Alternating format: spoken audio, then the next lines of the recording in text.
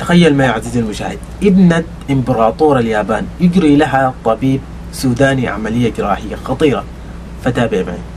في منتصف السبعينات صرخت امرأة يابانية اللي هي زوجة السفير الياباني بالسودان بالخرطوم من ألم في بطنها، فسمع صدى صرخها اليابان كله، كيف لا وهي ابنة إمبراطور اليابان وزوجة سفير اليابان بالخرطوم. استنجد زوجها السفير بالخارجية السودانية ثم توجه إلى مستشفى بحري، وهو مستشفى متواضع يفتخر لأبسط الحاجات، ولكن كان هنالك كوادر طموحاتهم عالية وإمكانيات البلد ضعيفة.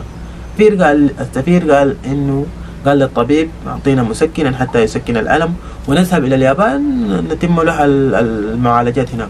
ولكن الطبيب زكي الدين أحمد حسن رد عليه بكل هدوء: معذرة أيها السفير، المرأة أمامها ساعتان فقط، إما الجراحة أو الموت.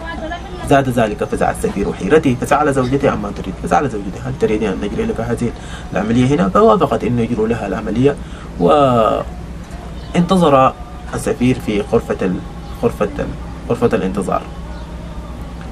ثم أجرى الطبيب زكي الدين هذه العملية. بعد ساعتين بعد أسبوعين خرجت المرأة تمشي على رجليها. فأخذها السفير وذهب بها إلى اليابان، ومن المطار كذا إنه جروا لأكبر المستشفيات وعملوا لها كل الفحوصات اللازمة، أقوى المستشفيات آنذاك هناك في اليابان.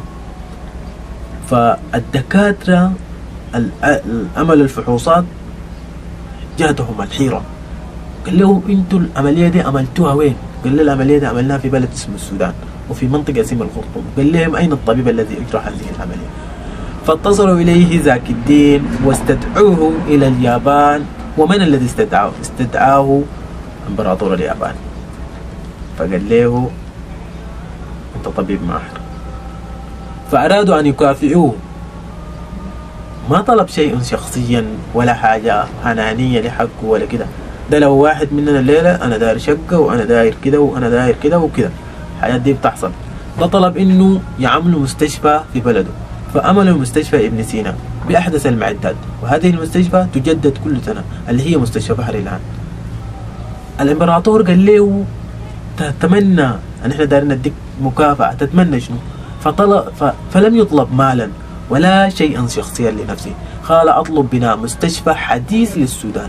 وفي الفعل اليابان في 9 سنوات ما بين منتصف بداية الثمانينات أقامت مستشفى ابن سينا بمعدات حديثة جدا وتجدد كل عام كأعظم مستشفى في الخرطوم. هكذا يتصرف العظماء، رجال كان قلبهم على السودان وخلبوا مصلحة الوطن على مصلحتهم الشخصية.